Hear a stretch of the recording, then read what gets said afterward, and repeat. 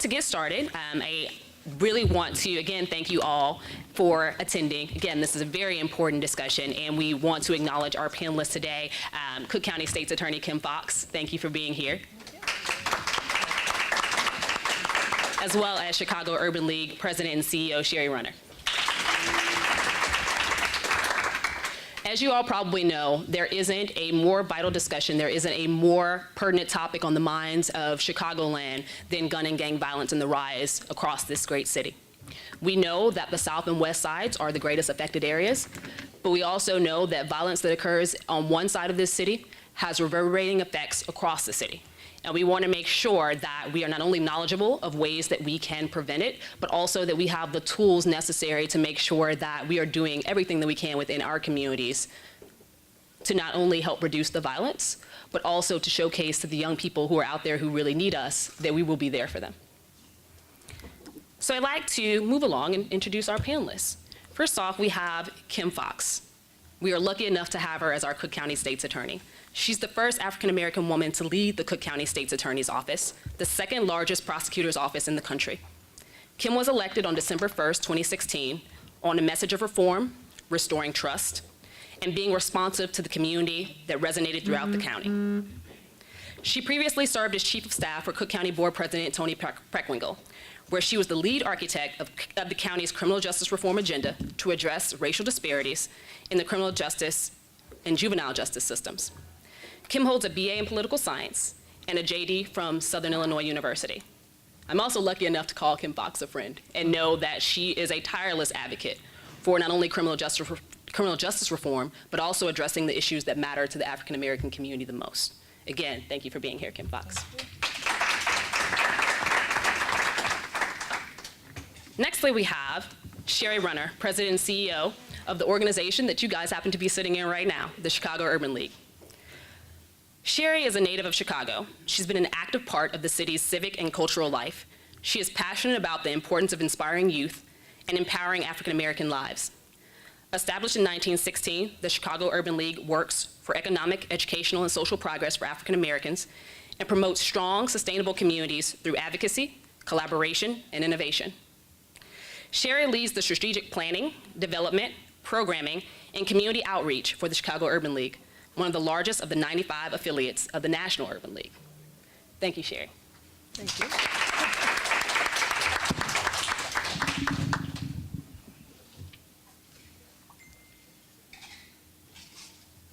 In addition to making sure that we answer the questions that are presented by the audience, we also want to make sure that, again, our responses are solution-oriented. So I would ask that in each of your responses, both of you include at least one solution to the problems asked. First off, I'm going to allow for opening remarks, and we're going to start with Kim Foxx. Great. Thank you. Thank you all for coming out tonight. Sorry. As Amisha said, the issue of gun violence and its impact on the city of Chicago is the most pressing issue, certainly of my office and particularly of the city and county right now. Just to give you some context of where the facts are, last year in 2016, there were 764 people murdered in the city of Chicago, and there were more than 4,000 shooting victims, 4,000 shooting victims. And this year, sadly, we are on pace to match that. Most of the homicides that we saw were perpetrated with guns, and they were perpetrated in public spaces. The facts we know, and there's a, I don't know if the word is resignation or just a common acceptance, and that we have way too many guns on the streets of Chicago, way too many illegal guns on the streets of Chicago. The reality is that Chicago recovers twice as many guns as the city of Los Angeles and nearly 5 times as many guns as the city of New York, 5 times. And we are the 3rd largest city, and by big margins. And the violence disproportionately impacts young men of color. African American men aged 15 to 34 represent 4% of the city's population, just 4%. But they're 50% of the homicide victims that we see, 50%. And in 2016, 45% of homicide victims were between the ages of 20 and 29. And these are all devastating, but is gut-wrenching is the fact that 19% of them were between the ages of 10 and 19. So, though that's the statistical narrative of where we are. Putting statistics aside from a moment, when we're talking about this and we're looking at solutions, we are all impacted by this gun violence. As Amisha said, we are all impacted by this gun violence. Just today, I had the unfortunate task of speaking to a mom whose son was murdered 2 weeks ago by gun violence. And I was speaking to her not just as the state's attorney, but as someone who went to college with her and knew her. I know this young man's father. This is actually the second of personal friends of mine who have lost children to gun violence since I've been in office. And so when we have conversations around what's happening with gun violence and the notion that it's only impacting small segments of our community, we need to dispel that narrative that all of us are directly impacted by the loss of life that we see in our community, the residual trauma that is imposed on the communities that are enduring the violence on a regular basis, and we have to be more proactive in our response to dealing with it. Now, as Amisha said, I am the second largest prosecutor's office in the country, and historically, prosecutors' offices respond to violence. We do a very good job of responding to what is brought to us. But if our only recourse when we talk about solution is dealing with people after they have been killed or shot, we are losing the game. We are losing. And so we have to engage in meaningful strategy around violence prevention, around investment in those activities that work to steer young people away from violence. And I talk a lot about young people because there are young men who are dying. We cannot rest on law enforcement. And I see our men and women of Chicago police who are here, who are out there every night doing what they can to help stem the tide. But this is not a law enforcement issue. And I want to make sure that the conversation that we have tonight when we're talking about solutions is not a you should do this versus what we should do. We have to look at this truly as what it is. It is a public health issue. It is a neighborhood economic development issue. It is an education issue. It is a mental health issue. All of these things combined. And if we wholly focus on what law enforcement is doing or not doing, we will continue to only respond in the aftermath. And so, you know, when we talk about, these are my opening remarks, but I'll throw out a solution from the very beginning, is that we have to meaningfully engage across sectors, wherever you are. If you are in the education space, we need you to work with us as we develop strategies to deal with, for example, issues of suspensions in schools. What we know when we look at juveniles, when we look at those who have either been shot as juveniles or who have been shooters, a good portion of them have been disconnected from schools. The question is, when we see that these young people are disconnected from schools, what are we doing? How are we responding? And so the piece that we have from local school councils or the work that folks are doing around education has a direct impact and correlation on the violence that we see. So, you know, I will leave it there as part of the opening statements, but the statistics are grim. And they will continue to be grim if we only have a reactionary approach to violence. If we are only waiting for the criminal justice system to fix this problem, we will continue to lose many lives and, quite frankly, many generations. Thank you, State's Attorney Fox. And Sherry Runner, I know that you have a lot to say on this topic, and that this is something that has mattered to the Urban League for years, and a very focal point for not only the Chicago Urban League, but the National Urban League as a whole, considering what's happening across urban communities as it relates to gun and gang violence and what we can do. you've taken on a lot of work here, making sure that not only the Urban League is involved in the community, the Urban League has a voice in the community, is training up future leaders who can activate around these issues.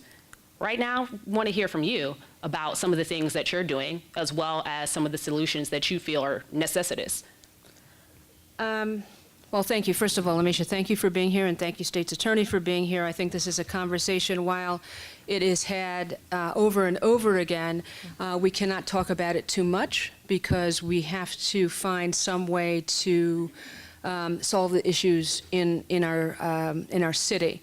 And recognizing that our city is not unique, but it is oftentimes highlighted as a place where this is the major problem and this is Chicago's problem, but that's not true. And so for all of the reasons that the State's Attorney outlined in her remarks, I think one of the things that we know as a provider on the other side working with youth who can be called anything from disconnected or opportunity youth or disengaged or whatever, we know that they are our youth, and our systems are failing them in a number of different ways. And so the work that we're doing on a day-to-day basis is to be with these youth and help support them and help to provide them with options that will take them away from whatever other things they might get into as a result of the communities, the lack of resources in the communities in which they live. And so that's very important to us because we like to, at the Urban League, highlight the fact that 100% of our young men and women who we work with are graduating from high school. 100% of them are going to college. 100% of them are getting employed. Yet and still, just this weekend, one of them was shot and in fact died today. And so with all of the work that we do, and as much as we try to make sure that our youth have options, we know that the environments in which they exist and how they live, we cannot save every single one of them. And that is frustrating, and frankly, it should be, all of these statistics that we talk about, these are real people. These are real youth. These are real families. These are real things that are happening in our community every single day. And we cannot continue to, because as much work as the Urban League does, or the State's Attorney does, or any number of different organizations around the city do, the problem is so big in terms of trying to get your arms around it that it sometimes seems like it's unsolvable. And we have lost generations of youth, which means that we've lost generations of people who will be productive members of society to this kind of systemic racism and the issue of how our city operates. So it's very, very important that we not lose sight of the fact that these are real people living in real circumstances, and it's all of our responsibility to do what we need to do in order to change this trajectory. Powerful words. I want to recognize a few people in the room before moving on to questions. First off, Chicago Police Department. We are forever grateful for your service. Secondly, Dr. Selwyn Rogers from the University of Chicago. As many of you know, the University of Chicago now has a trauma center, and he's going to be leading it up. So on behalf of the South Side of Chicago, thank you for being here.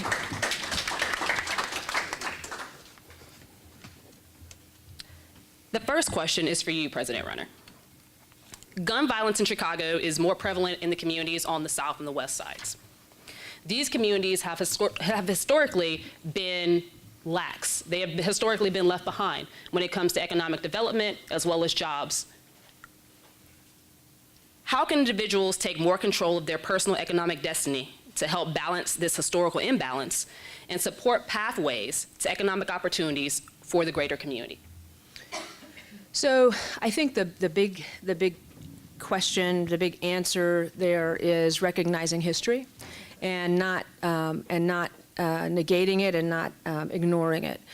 When African American people migrated north to the city of Chicago, they were led to certain areas in the city of Chicago, and those areas at that time provided, when you escape from Jim Crow and come north, it's a matter of what's worse. But here there were jobs, and here there were communities that were built and allowed African American families to develop and lead. So there were stockyards, there were steel mills, there were all kinds of economic opportunities for people to participate in. As with a number of different things, which we call systemic, redlining, reverse redlining, blockbusting, all of those things, those communities were eventually somewhat destroyed. They initially started out with businesses. They initially started out with capacity for people to build lives and to create and gain wealth. When the city of Chicago deindustrialized, those communities started to be destroyed. And so we have to think about, what did that mean? Because what happens when the intergenerational transfer of wealth does not occur is people are going to have to find ways to support their families and support themselves. And so we've seen over and over again the rise of illegal markets, illegal economies that support drugs and guns, and not necessarily for African American people, but for in African American communities. So it's important that when we think about how people are going to support themselves, where does that start? And so it starts with education. We need to have the education that allows us to get the jobs. We need to have the jobs so that we can support our families and don't have to depend on illegal economies. And it also depends on creating and maintaining wealth in our communities, and we can do that. So it's very, very important that we understand that those are the key factors: education, jobs, and wealth transfer for our communities. And if I can jump in on that. Absolutely. In addition, I think the historical context absolutely matters, because when we talk about the narrative of what's happening in these communities, the notion is that these communities destroyed themselves, when we need to talk about how they were created and sustained or not sustained. In addition to the redlining issues, we also had issues related to public housing. As I say everywhere I go, I am a child of the projects. I grew up in Cabrini, and what we had in public housing, particularly in Chicago, was concentrated poverty. And when you look at the factors that one evaluates in looking at risk levels for violence, concentrations of poverty absolutely play a factor. And one of the things that we saw, particularly in the 80s and the 90s, when violence, though what we're feeling right now is and should be uncomfortable, we saw even more heightened levels of violence in the 70s and 80s, particularly around our public housing stock here in Chicago. And then there was the notion that we were going to disband public housing. We had this renaissance, this vision of we will disband public housing. And there are a couple of things that we need to take into stock. You had these isolated areas that were choked off from other resources and economics within that very community. You had folks who were living in those communities who were not being given the skills and the resources to be able to thrive and develop. And the services or schools and all were all fairly concentrated right in the walls of those projects. So whether it's Robert Taylor or whether it was Cabrini or the Ickeys, everything is in this area. So then what happens when you tear the buildings down and you've had networks and communities that had lived for generations in the same area, and you fling them far and wide across the county with, again, in areas, some that were doing better, and not giving the opportunities that should also come with it, or the access to services that should also come with it.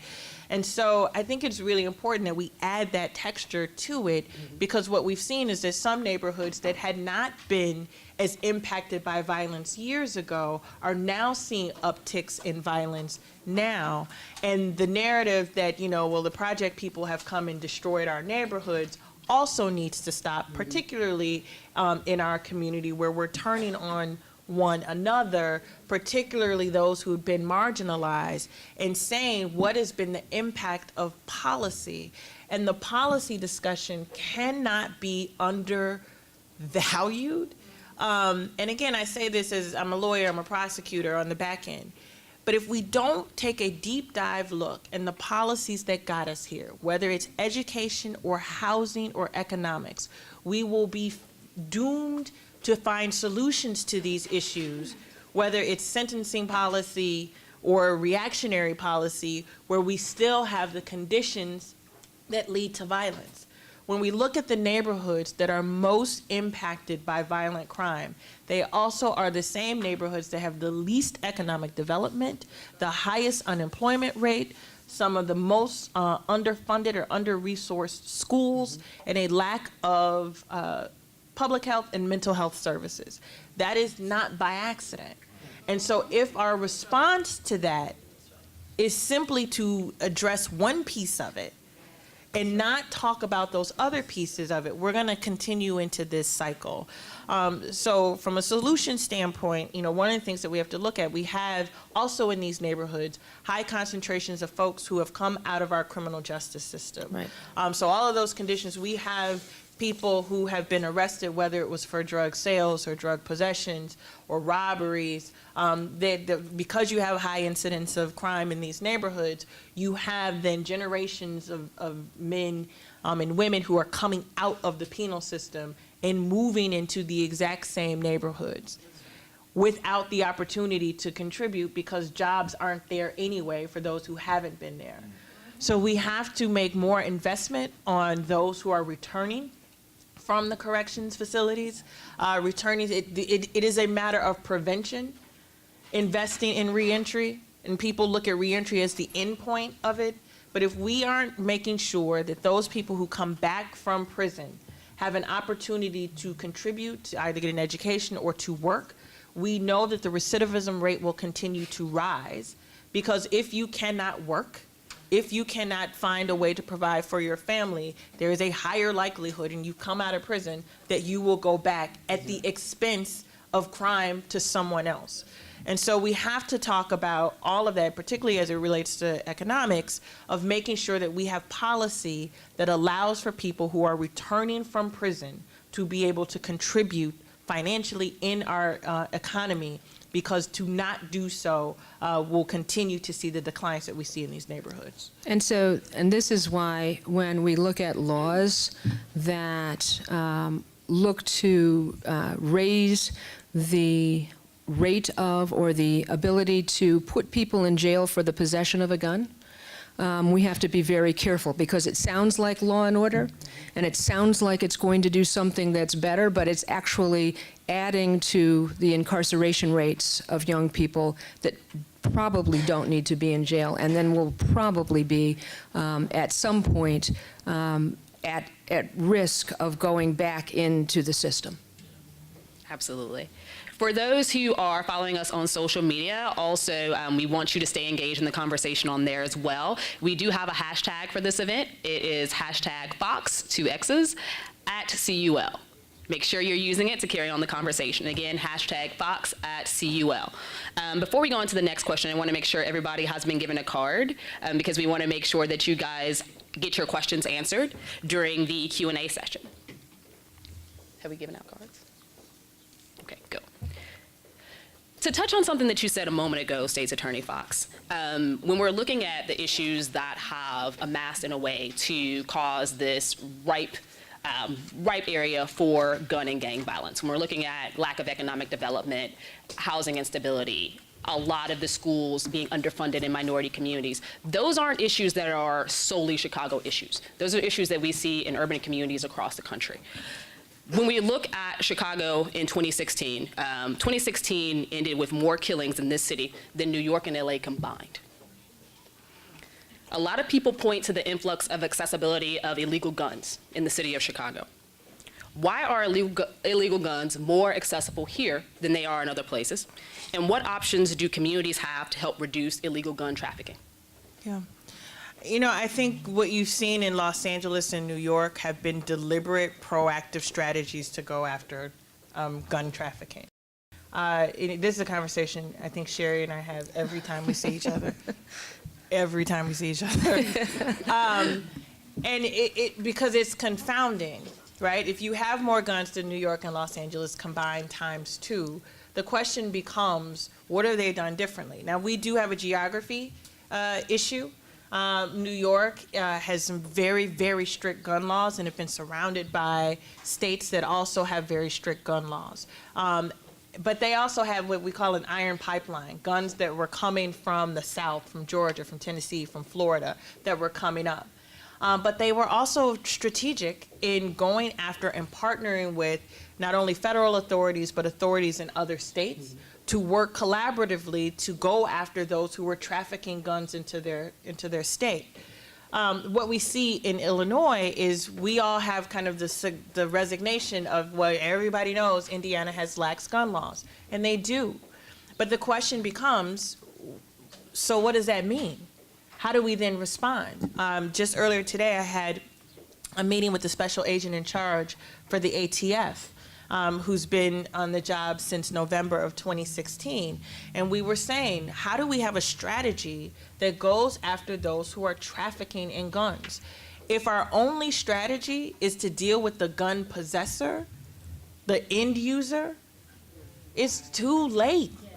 Mm-hmm. And we talk about, you know, and we talk about the correlations when we talk about the drug epidemic back in the 80s, right? When we were going after those who were using crack, but we knew, or cocaine, that it wasn't being produced in the places where it was being used the most.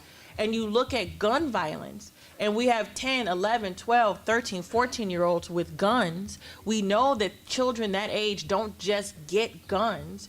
There is some profitability by the deaths of our children from people who are making money infiltrating our communities with guns and no strategy to go after them. And that's the problem. And it's easy to go after end user. It's easy to go after the person who's possessing. We have to have a more aggressive strategy to go after those who are trafficking in guns, who are profiting off of the deaths of children. So one of the things that we did, talking solution, right? I keep talking solutions. Mm-hmm. You know, we had a state RICO law that had been on the books since 2012 that was set to expire, that we lobbied in the General Assembly to continue. RICO is a federal statute that allows for prosecuting agencies to go after those who are engaging in a criminal enterprise. So not getting the person at the lowest level, but those who are driving it, who are profiting from it, and using the resources to build strong, long cases. Some of these cases, and where the frustration comes, takes a long time to build. That's why it's easy for us to get people who have gun possession, because it's over. I caught them, they have it, I can say that you had the gun. Finding out who is it that's behind the jackings of the freight trains that come through Inglewood and they're taking rifles off of trains and then putting them in the hands of gangs, that's what we need to be doing. That's where we need to use the weight of our office and prosecution to go after those. Because we have young people who are being used as pawns to go and scout out, and we can catch them all day long for being over that fence. But we are not catching those who are employing them to engage in that activity. So we're going to be using that law to build longer cases, to work with our federal partners. We're working with the Chicago Police Department in the 7th and 11th police districts in partnership with the DEA, the ATF, the U.S. Marshal's Office, and the U.S. Attorney's Office to build stronger gun cases from the beginning. People ask, why are you just there? Those are our 2 most violent districts in the city right now. We're piloting this Our attorneys are in those police districts. They have desks there. They're not in offices at the state's attorney's office so that they can get real-time intelligence. But that's what we have to do. We have to start thinking strategically. New York has a gun strategies unit. That's where I stole the idea from. Los Angeles has a gun strategies unit. We didn't have a gun strategies unit. We had a human trafficking unit, which is huge. We have an issue with human trafficking. We have a issue with gun trafficking, and this office had not devoted its time, resources, and energy to go after it, and that's what we're doing now. Yes. So, Kim, if I can call you Kim. Yes, she's not joking. This is something that I talk to her about all the time. I think this is one of the most important and ignored things about the issues that we face in terms of gun violence in the city of Chicago. We have 6 of the 7 national railroads coming through our city. We have a water port. We have an airport. We are within 1 day's travel of 70% of the people who exist in the United States. And that is why we are a transportation hub. That is why businesses locate themselves here. Legal businesses locate themselves here because they want to take advantage of that. And so those other businesses, the human traffickers, the drug traffickers, and the gun traffickers also know this. And that is why when people shake their hands and try to create Chicago as being this Wild West, horrible place, it is because we are who we are. It is because we exist in that environment, and we need to acknowledge that. And as Kim has said, this is something that is not going to be solely solvable by the police force in the city of Chicago. It is a national problem, and it is something that needs to be tackled by a larger group, which includes federal resources. So this is very, very important for us to recognize. And unfortunately, when you think about guns and when you think about drugs coming through our communities, they're not necessarily they are not necessarily only being used in African American communities, but those communities are the hubs for that industry.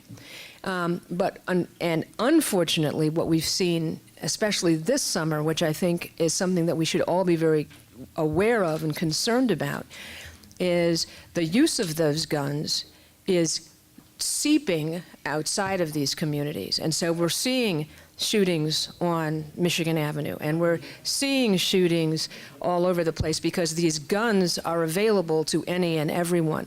And so if we want to talk about solutions, this is one of the biggest ones that we have to pay attention to and think about. How do we stop guns getting into our city, and who is it that's making money on this, and how do we stop them from continuing to make money on the backs of our communities?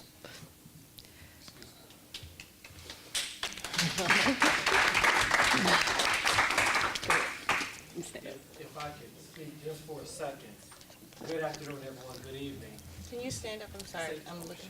Thank you. State's Attorney, President Rauner, everyone. You didn't call me Rauner, did you? He said runner. Like we're about to do the Wrong room. Just real quickly, all due respect and praise for both of these women and everybody in here. The issue, at the beginning they said, and one of the things the attorney said and the president said, that everybody has to be involved. That's right. My mother, and by the way, whatever I say is what I'm saying, not Chicago police. Gotcha. Let me say disclaimer. Gotcha. Disclaimer. So, but my mother and father said back, I'm a 70s baby. My mother and father back in the day said, when Shaquana, Marquisha had babies, this day was going to come. Babies cannot have babies, and you have it out here. The attorney said, policing, legal, it's not going to solve it. It'll curtail it, it may, but it's not going to solve it, and this is going to happen. And see, it's more so an issue now. One of the reasons it's an issue, because it's affecting everybody. necessarily white, Asian, but it's affecting people, and it's out of hand, nationwide, and in Chicago, obviously. Everybody, bless you. Everybody in this room should be packed. That's part one. That's a travesty. I don't know if anybody saw it. This room should be packed. This building should be packed. And it's not is an issue. You have, you know, the way I police, and my partner, I police, I get out the car. I know some of you may have seen me on the streets, but that's me. I have to do that because that's in my heart. Outside of police. You have to do that. You have to get on your nieces and nephews and do that. Attorney, president, because if you don't get out there, you don't make other people get out there, we don't, as a community, don't get out there, stand out there and say, you're not gonna do this, you're gonna keep having these discussions. This doesn't make any sense to have this discussion. I mean, does any Asians having this discussion, whites having this discussion, their communities, anybody else? They're talking about taking over again. The attorney just said to you is that it's an economic issue and it's an issue who bringing the guns in. That's not the issue, really. If that's an issue, that's a problem. And we talking about that. Is any other community of power talking about the issues that we got to? No, they're not. No, they're not. I'm going to leave on this note. All due respect, attorney. I'm so proud of you. So proud of you, president. But this has to be took serious because it's a serious issue. I wrote a letter real quick to Senator Durbin when Darion Albert, if anybody read Darion Albert, when we did that, again, to ourselves, by the way. We did this to ourselves. So when that happened, I wrote a letter to him at that time. I said, extreme solutions require extreme problems require extreme solutions. I wrote to him, I said, honestly, Senator, if you want to solve, let's say, the crimes that happen, you need to lock up the parents, custodians, with them somehow. Because if you don't, or charge them somehow, because it's not going to stop. Somebody has to be accountable. You had this baby, you're not raising them, you're going to somehow be accountable for that. Father and mother. Thank you very much, attorney. Thank you. So if I can respond for a second, because I hear you, and I think there's two things that we, particularly as African Americans, need to do. One of the things that I always do, I tell people I'm a child of a teenage mother, her second baby at 18. And so I hear you that my father and I are cool now, but I didn't know him most of my life. My brother had done some things that got himself in trouble. My mother was not a bad mother. She did smoke weed on a regular basis.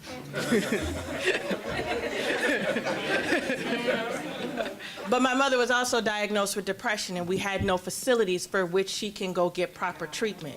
I grew up in public housing in the 70s and the 80s when the murder rate was twice it is now.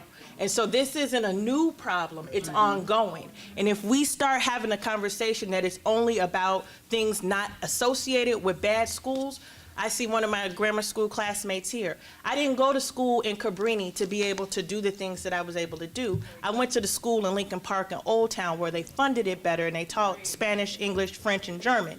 We don't see some of the same issues in those same neighborhoods that you talk about, not because we are poor of spirit, but because the systems have been working for decades, centuries, to hold us in a certain spot. Yes. So, yes, we do need to stand up as a community. We do need to say that when someone has a gun, when one of our babies are shot, when we see somebody running in with some new stuff, my brother could never show up with some new gear on, and my mother like, where you get that from? We broke. You got that from someplace else. There is that policing that we have to do ourselves, but let us not get caught in the mindset that this is simply only an issue of bad parenting or bad people, because if that were the case, I am a 70s and 80s baby too, 1972 project baby, single mother, and I am the state's attorney of Cook County. What I know is that the things that made a difference for me were investments in my education, the opportunities that I had that were not given to others. And so we have to, and I get emotional about it because I see us doing it. Yes. And we do have to hold parents accountable. If your kid's not going to school and he has a higher likelihood or she has a higher likelihood of getting shot or hurt, we have to intervene. But we also have young people who have watched classmates murdered and have no treatment to deal with what that looks like.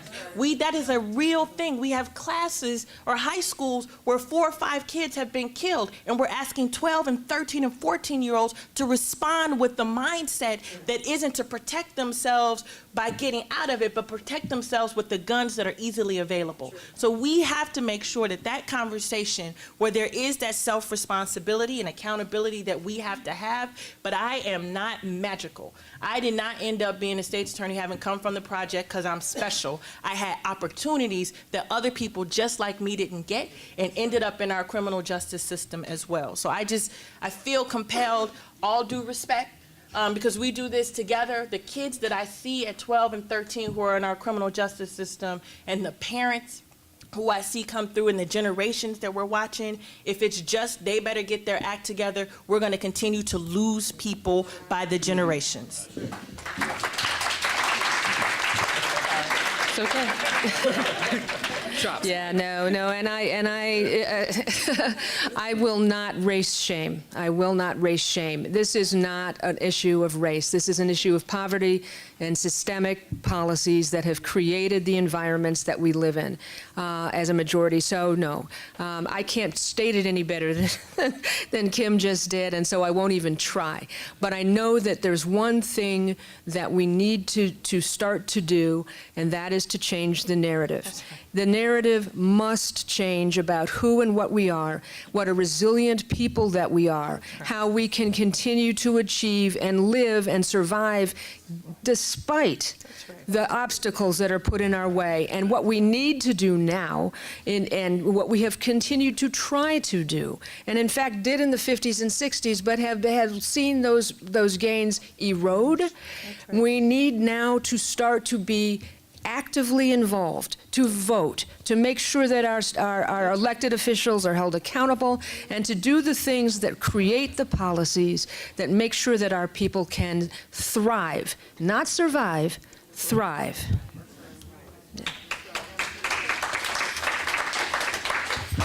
Without a state budget, how do we reach these types of solutions? Because the things that you guys mentioned in terms of moving our city forward, moving the Black community forward, if we're talking about education disparities, housing, all of these things require funding. And right now, we just do not have it. CPS is going bankrupt.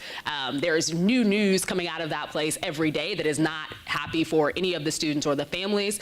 And we know that steadily, the Black population in this city is decreasing, not only because of the murder rate, but also because a lot of people are moving. Yeah. Yeah, so I think that's very important. And again, this is something where we need to hold our elected officials accountable.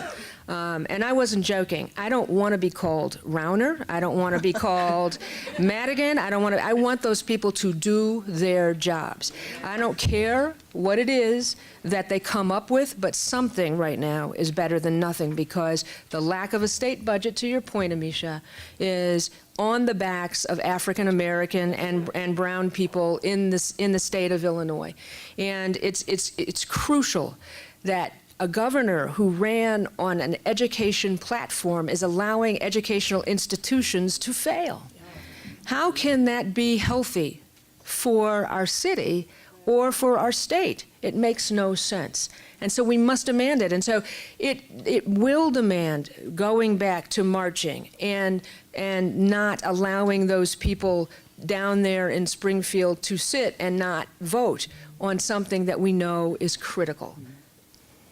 And I think it's a matter of life and death. I think there's an urgency to what's happening in Springfield that I think needs to be articulated in more than spaces that it is right now.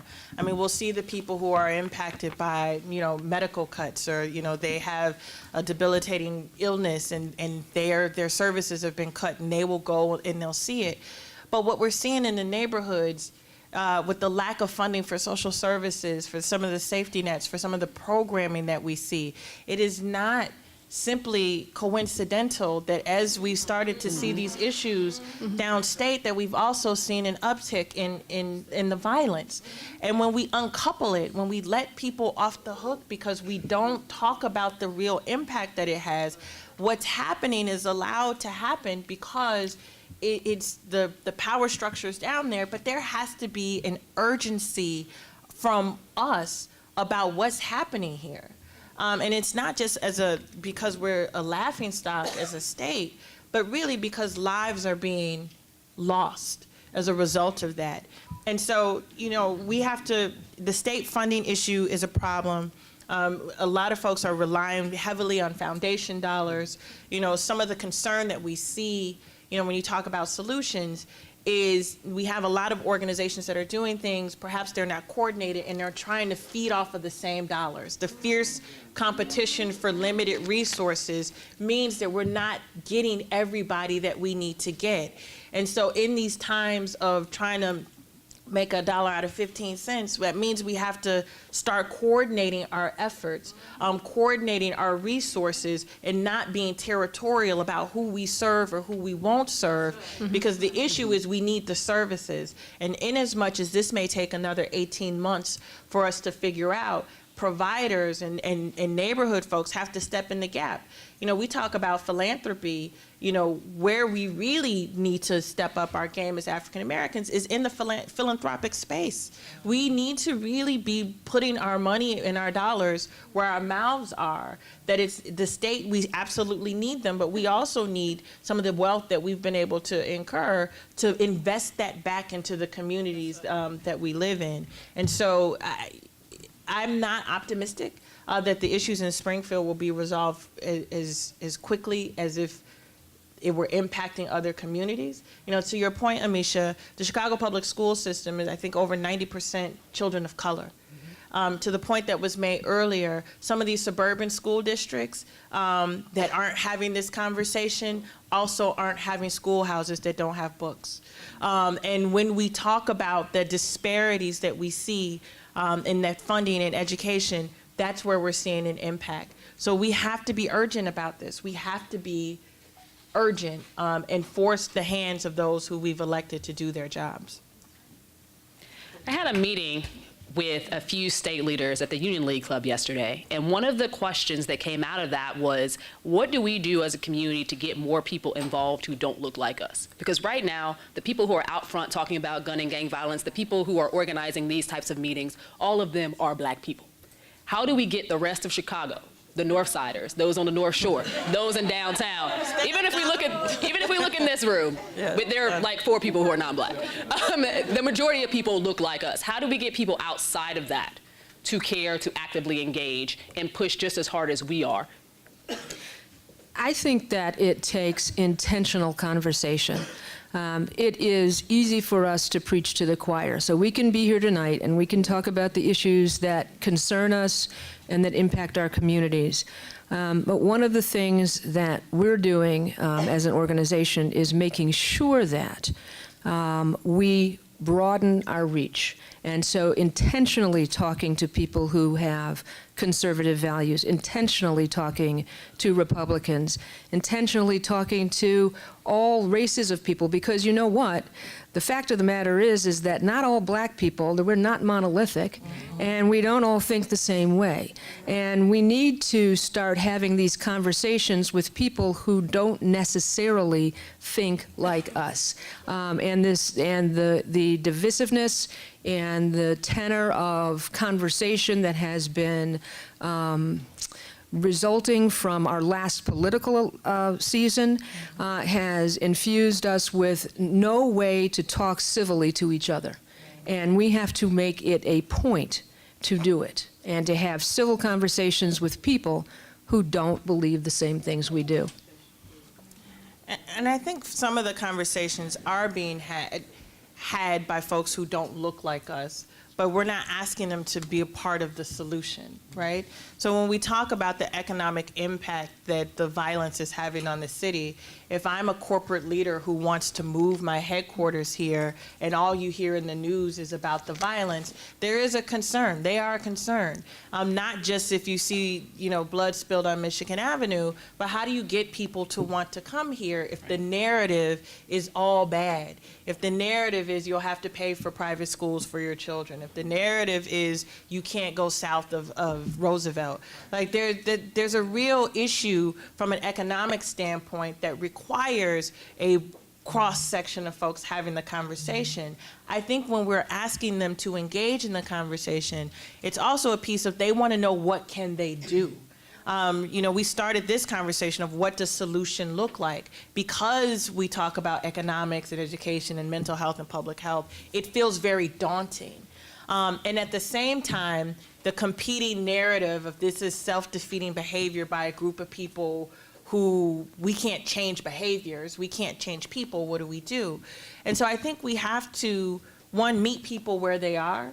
I find, particularly on the issues of criminal justice, even with our most conservative folks, the fiscal impact gets people to the table. When you talk about the dollars and cents that are involved in the bottom line, people want to engage. And I think there is, at this point, I believe, a real willingness for others to participate and do something about it.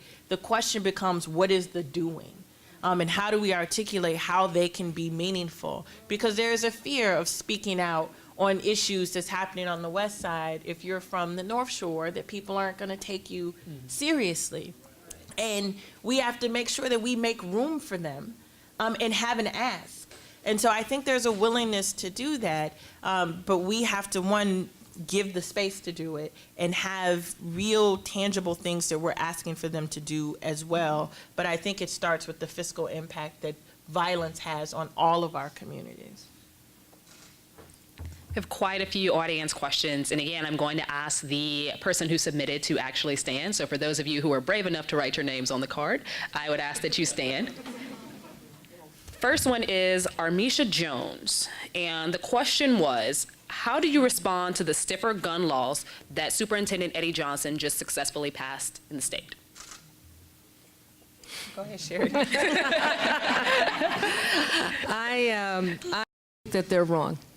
I don't think that there's any evidence to prove that putting someone in jail for possessing a gun actually reduces the amount of crime or that it stops people from getting or having guns.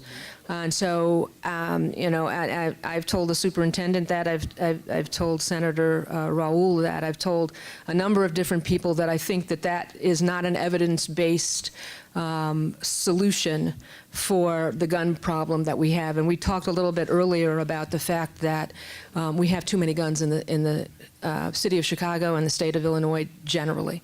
So I am against those laws. I am against minimum sentences, and I don't think that they're going to solve the problem that we're seeing. So I will say the 764 homicides that we saw, somebody pulled a trigger on those cases. And on a lot of the cases that we see where someone has been arrested later, they have a background for having had a gun in their possession. And I agree with Sherry that we have to be mindful, you know, that when we have blanket mandatory sentences and we treat the person who will wildly go shoot up the block the same way that we treat someone who's trying to protect themselves out of real fear, that we have a risk of swooping up everybody.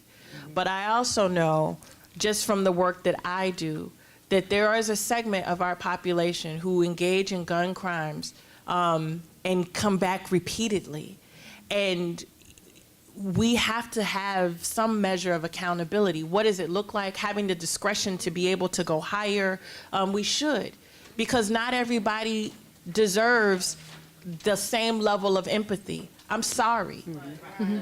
I'm sorry. We have 12-year-olds and 8-year-olds. We have children being murdered. And these guns aren't shooting themselves. And so I want to be clear, for all that I talk about in terms of economics and education and the factors that lead to it, it is inexcusable to take another life. Mm-hmm. And we can talk about the factors that lead to it, and we can factor all of that in, but we cannot allow for a culture that has people who harm us to not be held accountable for it. But I think we have to be mindful of what that accountability looks like. And we shouldn't get comfy and cozy believing that the solution is, well, if you treat everybody this way, that'll make us safer. Mm-hmm. And because that's not it. That's absolutely not it. But so I'm always mindful, that, look, we should have judges have the discretion to look at these cases. But I'm also mindful that some people don't believe fat meat is greasy until you pour that grease up on them. But I only believe that you do that in those instances. Somebody said, Brittany, I'm sorry. You do that in those instances where it's merited. And I think that's part of why there's this we are where we are as it relates to incarceration, is that if you treat everybody like they're the most dangerous person, nobody is a dangerous person. So we have to make sure that our policy aligns with what the reality is. And I agree with Sherry. We also have to make sure that we have the evidence and the facts to support it. Absolutely. Can I just jump in and just second one? Briefly. Yes. Arisha Jones, Near North Unity Program. I love you both. Awesome what you're doing. But I also want to come back to mental illness you addressed. When you're dealing with the kids and the shootings, and they're closing down the mental the clinics, and then they're undiagnosed. Right. So then we have to, when you say evaluate and analyze the ones that belong in jail, That's belong right. in jail. That's right. I do agree with that. But at the same time, if we don't assess them, we might let the ones that really need the empathy slip through. That's right. So then how do we do that? How does it look when we do an evaluation? Yes, you had 3 guns, we caught you, you're ready to go. Yeah. And 7 years, 7 to 14 is where the law applies Right. to you. However, we never said he had a sexual abuse when he Right. was younger. He missed his mother and Right. dad when he was younger. As he got older, the gangs embraced him. Right. So now we have a person that we didn't help, Right. but now he did the dirt, Right. 7 to 14. Yeah. So how does that look like when we come to rehabilitation? Yeah. And the ones that do deserve, they still need to have some sense of analyzation to Yeah. where you belong. Maybe you get your services in jail, maybe. No, so I think that's, one of the great facts about the opportunity that we have Dr. Rogers here to talk about mental illness and public health and how it relates to our communities, because what we know is that our jails are being used as mental hospitals in certain cases, and we need to recognize and acknowledge the fact that our communities, because of the violence, it is now a public health issue. It is not an issue just solely of the violence that is being committed by people. And that's why we talk about trauma too, right? So, I mean, there's the traditional diagnoses that we see when I talk about depression, or when you see someone who has an official diagnosis. But trauma has a real deep impact when you see violence, when you see the aftermath of that. One of the things that we do, because you make a very valid point, even for those who fall in that 7 to 14 year line, one of the things, I need to see those files. We had a case where a 19-year-old was charged with a gruesome homicide in South Shore. And when I hear on the news this person had an extensive background, if you're a 19 with an extensive background, my guess is that you have a juvenile history. So I want to look at that juvenile history. How many times have we touched you? You stole your first car at 12? What happened there? If we don't do a diagnosis of ourselves, of the system, if we don't sit down and do, forgive me for the inarticulation of saying a post-mortem, if we just process cases and not look at where did we touch them, where should we intervene, what worked, what didn't work, we're still going to keep these cycles going. And we're not going to be able to say what are the appropriate interventions. Because girls are a perfect example, and there's a willingness to talk about girls much more than it is to talk about boys and trauma. You talk about girls and trauma, and you look at the significant portion of them that have been sexually abused in their life, the significant portion of them who have been sexually abused who end up in the delinquency system. There's a level of empathy, until she slashed somebody's face. And then you're like, well, you slashed someone's face, and then we find out that you're acting out as a result of these other things. We do that for girls that we don't do for boys. And even when we do it for girls, we still sentence them as though we don't know what we know.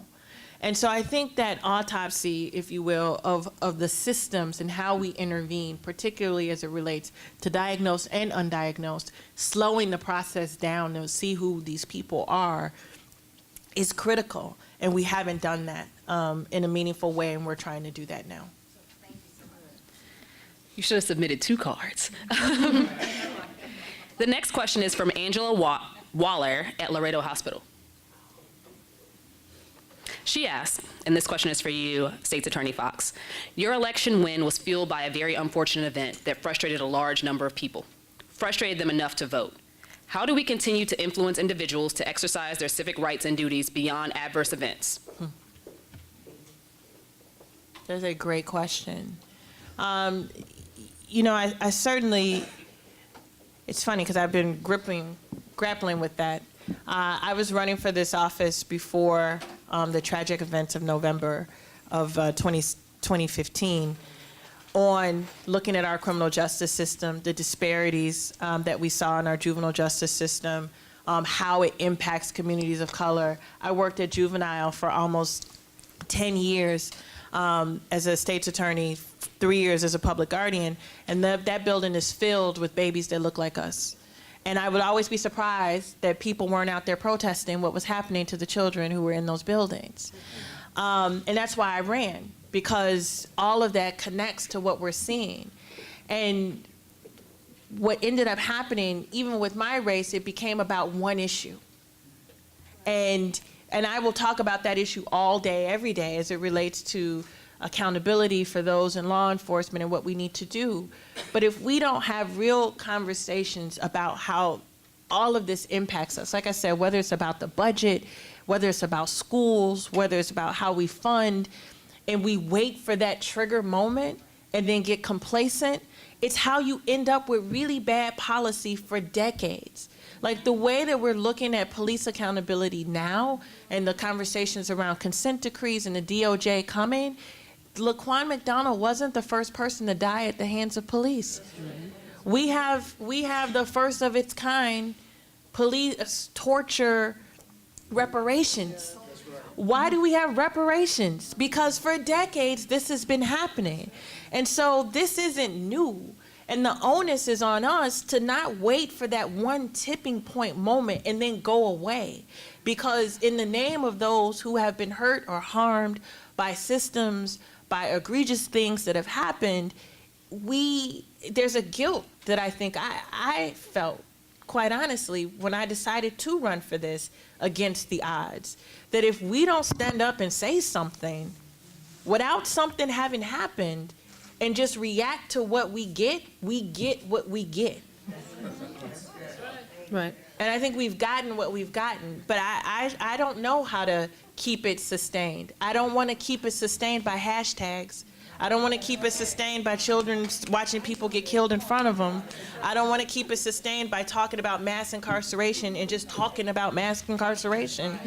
So I'm hopeful that this new level of activism that we see now, that this new level of wokeness that we talk about, that we can match that with action, that we can match it beyond rhetoric and match it with policy. Next question comes from Donna Gutman. How do we strengthen the relationships between community police, ensuring that the community is kept in the forefront of this endeavor? I think what's really important about that is to recognize that we have a police culture problem. We just do. It's not the only problem that we're facing, but it is one that has to be acknowledged. And I do feel strongly that it's not going to change unless we have someone externally monitoring the changes that need to be made as were recommended by the Department of Justice and the Police Accountability Task Force, and that they are implemented, and that we talk about it. And one of the good things that I think that Superintendent Johnson has acknowledged that Gary McCarthy did not was that we cannot allow for implicit bias to be an excuse for bad behavior. And so there has to be a concerted effort in terms of police training, and in terms of police mental health. Both of these factors need to be acknowledged and addressed so that we can make changes in our police department. So until that is acknowledged and addressed, it's hard for me to put the onus on the communities that are being policed solely. There will have to be some trust built, and it has to be built with those measures in place. The next question is from Dr. Selwyn Rogers. You wrote a paragraph, but I'm going to get through it anyway. He's a doctor. Can you read it? It's a struggle. Given the enormity of gun violence, we need multi-level, aligned strategic plans across sectors, including education, employment, health, government, and non-governmental organizations. How can we break the barriers and silos to make sustainable impact? You know, I think from the government standpoint, there has been a reluctance to have others come in and see what you're doing, to talk about what you're doing. And not all of it was nefarious, right? You know, I work for a prosecutor's office. I work with lawyers whose job it is to prosecute cases. So when we talk about, you know, research around, for example, adolescent brain development, you tell someone whose job it is to prosecute young people, you know, hey, it looks like the science says that young people's brains aren't functioning in the way that you think they are to the standards that we're holding them to. And it's like, you don't know what you're talking about. And there's an entrenchment in systems like that, right? I'm a lawyer, I do law. You're a doctor, you do medicine. You don't know anything about what I know. Right. I'm a parent of teenagers. Exactly. And that's, parent, boys, bless your heart. But that's, Boys. there's the silo mentality because there's not been that link. You know, historically you hadn't had prosecutors talking about economics and education and those influences. And quite honestly, the reason that I'm so comfortable talking about them is because it's a lived experience for me. And so my proximity to those issues means that I want to talk to people who do that work. And I will say, I think that there has been an evolution in some spaces of recognizing where medicine and health and public policy and outsiders should come together. It's clunky in trying to figure out how it works, but I think it starts with the acknowledgement by professionals, whether you're a lawyer or a doctor, that you don't know everything. And the humility to the work, which requires you to learn what you don't know and say what you don't know. And so I think it takes a certain level of humility of leadership to do that, and then to continue to drive it. And so we've been very intentional about that, partnering with universities, whether it's the University of Chicago or Loyola or Northwestern, whether it's partnering with organizations that only do economic development or housing. We've been very intentional about saying we're open to what we have and being transparent with the data that we have. And that's what it takes. And the sad reality is that a lot of people haven't been raised that way, if you will, and we have to start requiring that. To Sherry's point, what's the data? What's the evidence? I'm not a researcher, so I have to work with the researcher, and I think that's what it takes. And I think there's another piece to this too, and it's an interesting notion that we really have to start to think about. Technology has created a world where things change so quickly. By the time we get to the policy that will change the issue that we're thinking about right now, the issue that we're thinking about right now doesn't even exist anymore. And so we have to be much more nimble and think much more creatively around how we work together to make sure that these problems get solved and quickly. I want to acknowledge that both of you are in a leadership position in high element content, what you're saying, African American, are emblematic of leadership that we need for all of our communities. So thank you. And you too. Thank you. I always hate when people pronounce my name wrong, but the struggle for this one is real. I believe your first name is Anta. Spelman, okay, I was wrong. Spelman College Junior and a Chicago Defender intern. Yes. When discussing economic destiny and ensuring wealth transfers throughout many generations, would you argue it to be important to place newly found emphasis on entrepreneurship in Chicago public schools? I think That's Spelman for you. entrepreneurship is critical at any age. I think that people need to know that they have the facility and ability to start businesses at a young age. And I think that some of the work that's being done at the Ariel Academy down the street in terms of how we look at teaching people about wealth, and not just entrepreneurship, but wealth and keeping wealth and how you invest and what you do with wealth is critical to the stability and the promotion of our community. So I agree. I think, yes, we should start teaching entrepreneurship and what that means and what a dollar means and how you invest it and where it goes from the very first moment that a child starts to think about that they have money. Yeah, I agree. I think it's the wealth management piece, because what I'll tell you, when people talk about entrepreneurship and the tech startups, I talk about the people who used to make icy cups on the 8th floor, right? Like, they would make a pitcher of Kool-Aid, they would pour it in a bunch of cups, they'd freeze it, then they sell it for like 25 cents. That's entrepreneurship. My grandmother sold Avon. You know, I used to do inventory for her. That's entrepreneurship. What we haven't taught, because our hustle, I call it the hustle economy. Our hustle game is strong. It's what do we do with the dollars that we generate? How do we spend that money? Is all of your income disposable? Are we saving that money? Are we pooling our resources? Do you have a skill set that's great that can add to this? Because I think we are a people of entrepreneurship. I mean, that has been in our nature from the beginning of time, trying to make that dollar out of 15 cents. The question becomes, how do we reinvest that? How do we reinvigorate communities with those dollars that we bring in? And I don't think that we've been systematically very intentional about teaching that to young people. Yeah. Just to insert another question, I got the idea. As long as it's fast. Just very, very quick. And it came to my head after hearing the doctor's question. I didn't get your last name. I don't want to be disrespectful. Rogers. Dr. Rogers. And you spoke about unity across sectors to achieve the goals that we as a community set. But I want to pose the question to you all about unity amongst just ourselves first, because across those sectors, I think that we first have to realize that there needs to be Black unity across those sectors. Organizations like Jack and Jill don't come to communities on 79th Street to work with those community organizations. Jack and Jill financially withholds the amount to send so many disenfranchised youth to school, to etiquette classes, but they choose about 10 to 15 students from every prestigious high school. It's not fair and it's not okay. So if we're going to have conversations about unity across sectors, and if we're going to pose questions about unity within ourselves, Asian communities, Hispanic communities, white communities, we have to first address unity amongst ourselves because we do not have it. That's right. Well, I mean, I think it's unfortunate that we as a community harbor a lot of self-hatred. We do.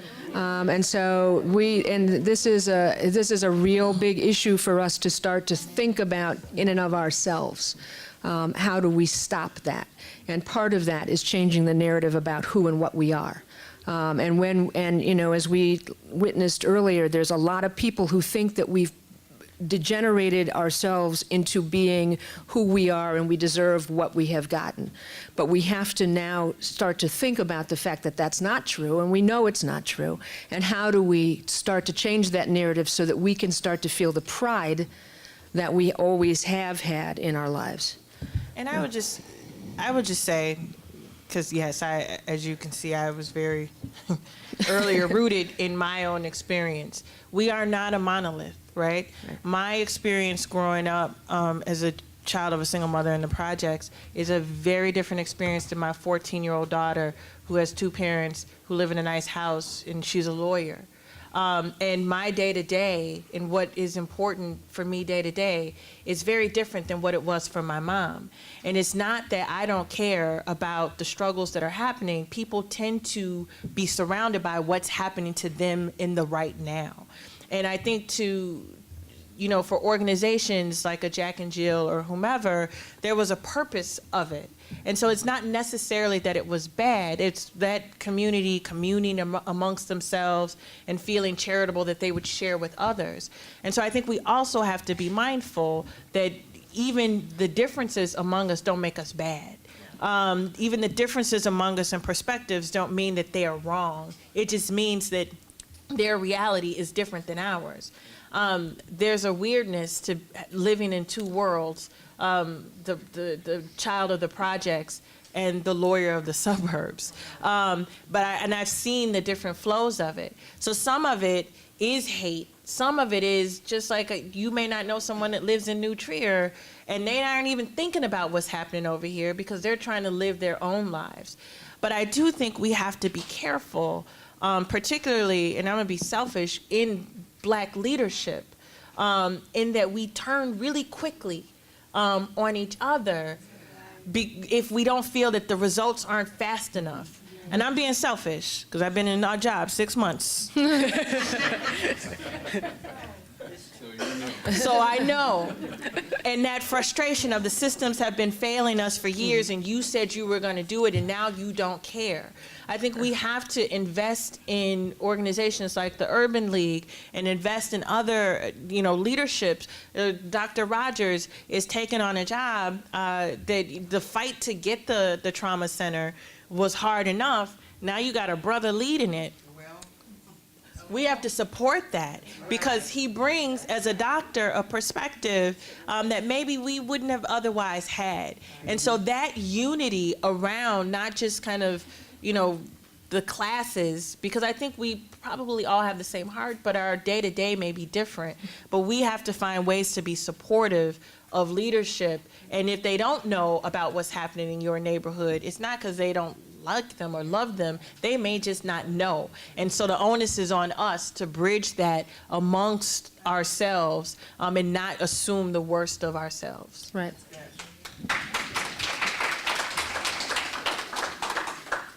Because some of you guys' questions were very much encircled around political advocacy, what it takes to get more people to actually go to the polls in order to get some of the things that we need to reduce gun and gang violence, I did want to take time to acknowledge a couple of other people in the room.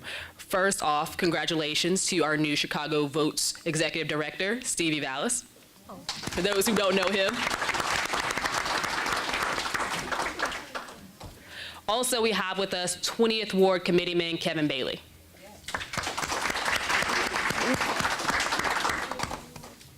And because we're running a little short on time, we have one final question before we go into closing remarks. And that question is from Dr. Abdul. What can the state's attorney's office do to address the trauma and cycle of violence that impacts individuals, familiar and communities exposed to high levels of violence? Families, and communities exposed to high levels of violence. Hey, Dr. Yeah. I answered it already? Yeah. Just a quick summary of it. We are reactionaries. We have to be able to recognize that prevention helps me do my job better. So we have to invest, and we have limited dollars, but we know that organizations who do work, we can write or help write grants. We can sign letters of support. We can steer folks to these organizations, but we have to acknowledge the role that trauma and mental health plays, and not speak it just in mitigation, but in prevention. And that's what the role of our office can do. Again, we're lawyers, that's not our expertise, but we have to recognize that that expertise is out there and it matters, and not feign ignorance to it in the decision policies that we make.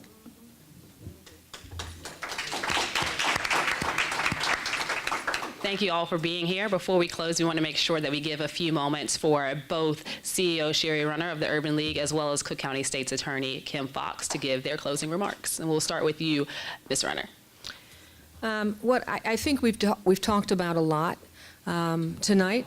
We've discussed a lot of different things, but I think it's really important for us to acknowledge two things that we all can do individually as we start to think about solutions. One is start to talk to people who don't look or think or act like you, and start to have those civilized conversations with people so that you can express your point of view and they can tell you their point of view, and we can start to develop some understanding amongst ourselves. That's one thing. The other thing is get out.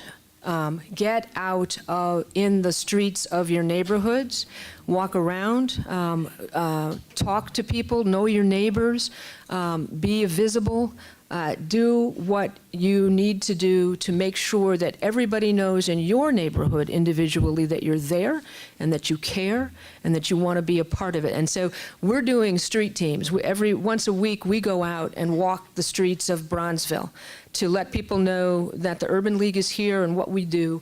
And we'd be happy to have any and all of you join us to do that walking, just so that people know that there are people who are in these neighborhoods who care and want something different for themselves and their lives. So those are things that I think about that we individually can do rather than trying to change a system without having the grassroots effort. I just want us to, in all of these conversations, remember, I listed some statistics at the beginning, that those are people, those are families, those are communities that have lost lives. There's a generation that has been cut off. And I feel like in these conversations when we're talking that we have to be rooted in the fact that the devastation that is happening to our city has a real impact. I talked, as I said, to a mom who lost her son, who was a friend of mine in college, and she wasn't talking to me just as the state's attorney, she was talking to me as her friend, and then she talked to me as the state's attorney and said, they don't know who did this. We cannot allow the violence that we see in our neighborhoods. We got the systems piece that we have to deal with, but we have people who are harming our families, who are harming our children among us. And it's the difficult conversation that we don't like to have. When we saw those two 12-year-olds who were shot within the span of 3 days back in February, there was a rallying. 11 and 12, thank you. We have to rally. And it can't just be because those that we value as the most vulnerable garner our attention that we have to do something. We can't do that. Because for a 19-year-old who maybe they got a little bass in their voice or a tattoo on their face, somebody's child, that is somebody's child. That is somebody's father. And we can't allow this to happen. And it just can't be the 78-year-old man who's crossing the street and we get outraged because it's an older person, an elder. There were children, and it breaks my heart, on a field day at school. That we have to be outraged by that too.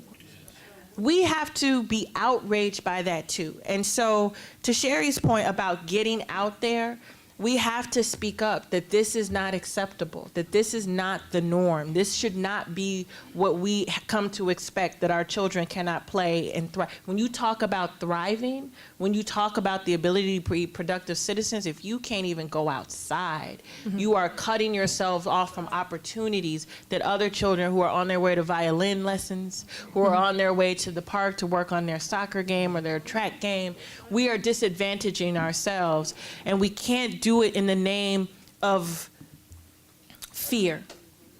I'm doing my best to make sure that people trust our system, and it's going to take a really, really, really long time to do that, and it can't just be me. I just can't do it. But we have, well, I appreciate that, but it's just 6 months.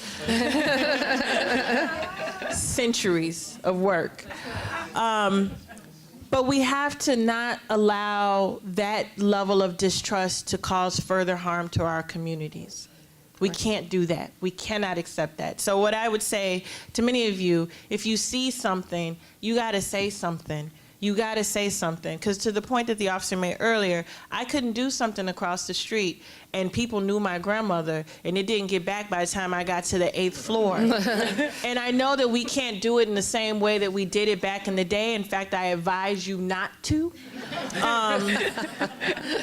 But we have to continue to be our brothers and sisters keepers. And I will also say, you know, to the point that was made earlier, we can't write off the people who've been killed as we feel somehow safer if it were gang related, that it can't be us. Right. We have to love them to the same degree that we love the most vulnerable.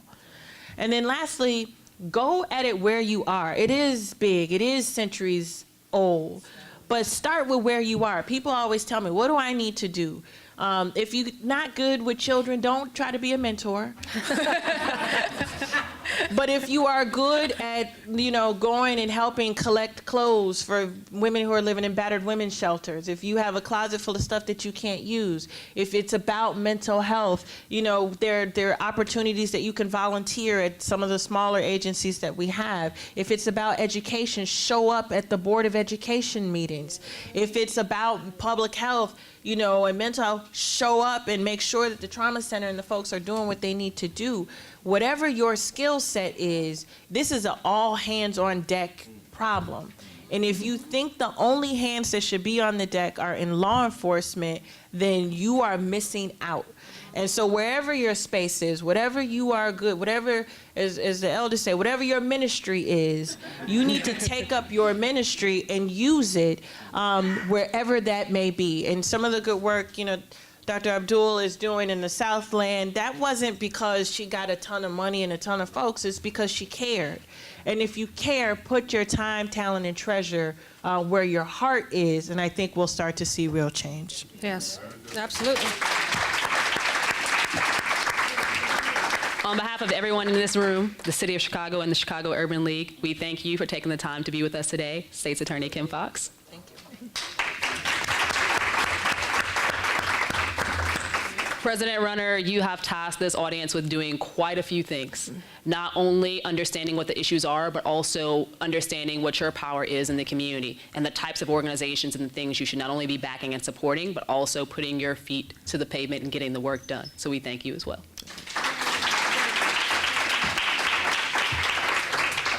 Thank you all for coming and have a great night. Thank you.